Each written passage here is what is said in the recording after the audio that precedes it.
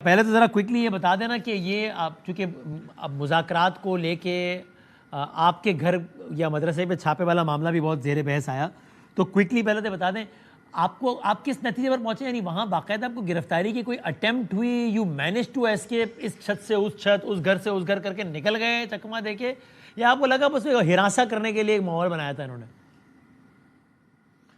जी बहुत शुक्रिया वसीम भाई। सर एक तो आपको भी मेरे मिजाज का पता है, हरासा मैं जल्दी नहीं होता सर। हाँ so it was not for हरासगी। मैं आपको अर्ज़ कर देता हूँ जी हाँ हाँ कि मैं अपनी डेंटल सर्जरी के लिए फैसलाबाद था और वहीं पर फिर मैंने फैसला किया कि मैं एक प्रेस कॉन्फ्रेंस करूँगा। ओके मेरा जो SIC का ऑफिस है it is next to Jamia Rizvia ji, और सही वो आपको पता है कि अहले सुन्नत का सबसे बड़ा इदारा है पाकिस्तान में। During my press conference all of a sudden police वहाँ पर पहुँच जाती है जी, हाँ और तमाम मीडिया के जो हमारे भाई थे वहाँ पर उन्होंने इसे लाइव कट किया। वहाँ पर SP साहब, DSP साहब, SHO साहिबान, पुलिस की बारी नफरी वहाँ पर आ जाती है। इंटरनल सोर्स जो थे, ज़ाहिर है हमारा ताल्लुक भी उसी शहर से है, वो ये बता रहे थे कि जी गिरफ्तारी ही मकसूद है। और जब उनसे पूछा गया तो they didn't reply to anything ji. फिर अच्छा चूँकि वहाँ पर एक हमारे एक पार्टी कारकुनान की भी बड़ी तादाद मौजूद थी, जामिया का को 1000-1500 स्टूडेंट वहाँ पर मौजूद था, और वो 2-2.5 घंटे वहाँ पर रहे।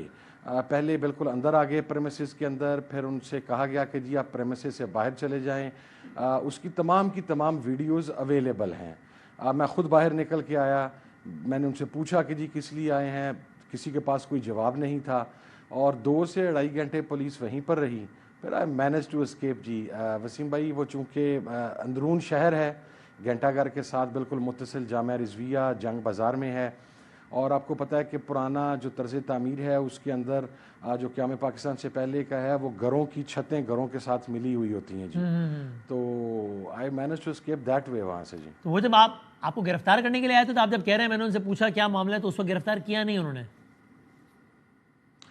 सर कैसे करते, वो वीडियो तो आप देखें मेरे साथ मखलूक कितनी थी, तो इसलिए मुमकिन नहीं था उनके लिए। अच्छा, ये वैसे गिरफ्तारी का मामला पहले हुआ है और मुज़ाकरात के मुअत्तल करने का ऐलान गौहर साहब की जानिब से बाद में हुआ है ना? ये मैं इसलिए पूछ रहा हूँ, मुझे तो यही याद पड़ रहा है।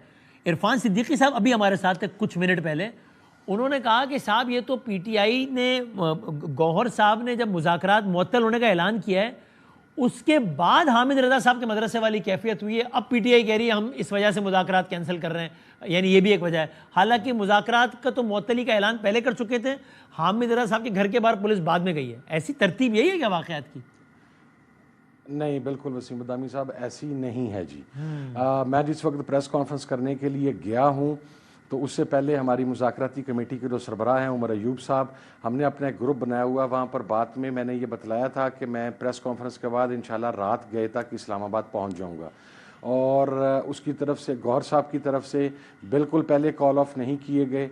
एक्चुअली इस तरह हुआ है कि जब मैं सुबह 4 बजे के करीब फैसलाबाद से निकलने में कामयाब हुआ हूँ तो आई वॉज़ इन ट्रैवलिंग, और नेचुरली मेरे मोबाइल्स मेरे पास नहीं थे ताकि कोई मेरी लोकेशन वगैरह ट्रेस ना हो, तो मैं तो सफ़र में था। अभी इस्लामाबाद पहुंचा ही हूं तो पता लगा कि अदालत में जिन वकला की खान साहब से मुलाकात हुई है उन्होंने खान साहब को इस इंसिडेंट के बारे में बताया है, और उसके ऊपर खान साहब ने फाइनली कॉल ऑफ करने का ऐलान किया और गौहर साहब से कहा है कि आप कॉल ऑफ कर दें बाहर जाके। इसके अंदर गौहर सिर्फ एक साहब ने मेरे वाला बाहर आकर जो छापा वजूहात मुहर्रक बताई नहीं उसमें था। तस्करा ही नहीं था आपके घर पे छापे का। पूरी गुफ्तगू सुने आप? नहीं है उसमें? वो शायद भूल गए वहाँ पर, इसी वजह से फौरी तौर पर बाद में जो लोग बाहर आए उन्होंने इस चीज़ को क्लैरिफाई भी किया और खान साहब ने इसको ट्वीट भी किया जी। अच्छा, चले वो खान साहब ने मेन जो वजह बताई गौहर साहब वही भूल गए, चले कि